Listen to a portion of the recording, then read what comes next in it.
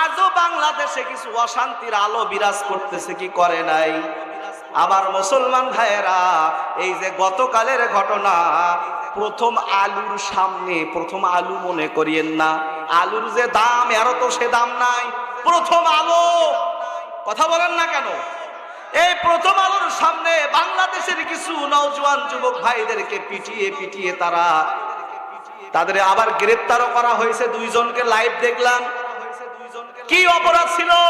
এরা গরু জবাই করে গরিব মানুষের কাছে বিতরণ করতে চায়, মানুষের মুখে 2টা খাদ্য দিতে চেয়েছিল, এবং তারা একটু মোনাজাত করবে, দোয়া করবে, দেশে যেন শান্তি প্রতিষ্ঠিত হয়।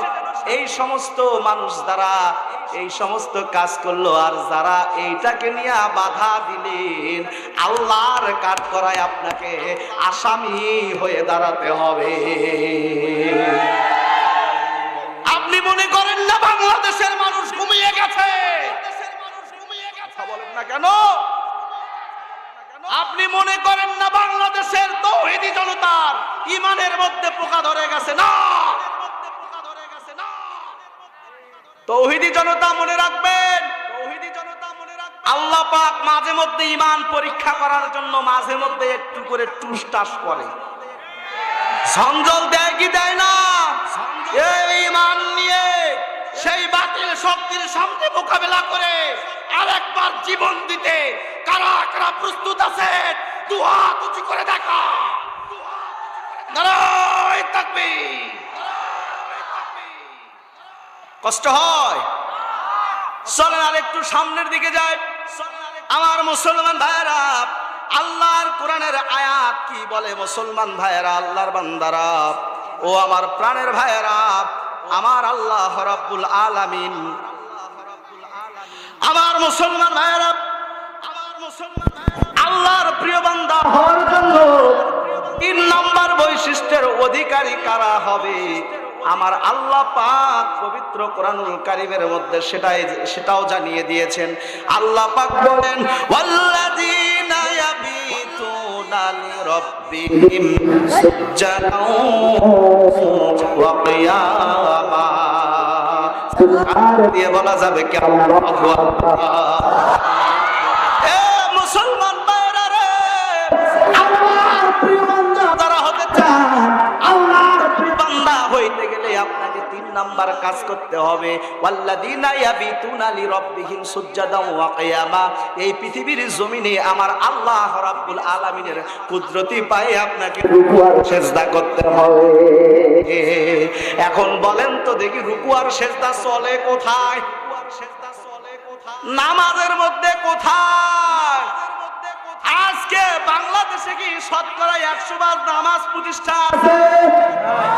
এই নামাজ দিয়ে বাংলাদেশে 2টা অবহেলা। কয়টা? একটা হলো রাষ্ট্রীয় অবহেলা, 2 নাম্বারটা হলো ধর্মীয় অবহেলা। আপনারা কোনটা শুনবেন? এতদিন দেখেছি মদখোর, জুয়াখোর, তাসখোর, আপনাদের দেখে মনে হচ্ছে আপনারা সেই লেভেলের ওয়াজখোর। যদিও শ্রোতা একটু কম, কিন্তু শ্রোতাগুলো পেয়েছি ওয়াজ শোনার জন। মানুষ একটা শুনতেছে, আপনারা 2টাই শুনতে চান। সংক্ষেপে বলি, বাংলাদেশের যদি কোন দেশের মধ্যে যদি কোনো মুমিন শাসক যদি প্রতিষ্ঠা হয়, ওই দেশের মধ্যে সর্বপ্রথম সেই শাসকের দায়িত্ব হলো ওই দেশের মধ্যে নামাজ প্রতিষ্ঠা করা। আল্লাহর বান্দারা, বাংলাদেশে কি 100% নামাজ প্রতিষ্ঠা আছে নাকি?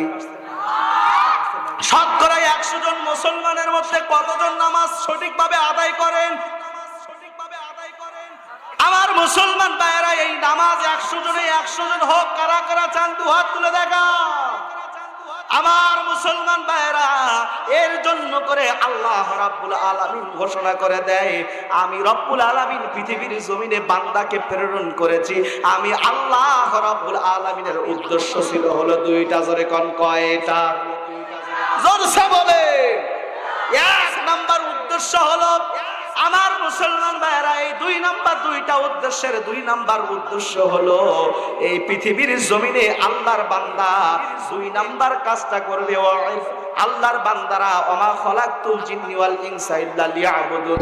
আল্লাহর বান্দারা এই পৃথিবীর জমিনে সর্বপ্রথম ইবাদত করবে কার? এই ইবাদতগুলো কি সঠিকভাবে বাস্তবায়ন হচ্ছে না। ইবাদত বলতে আমরা যেটা মনে করি নামাজ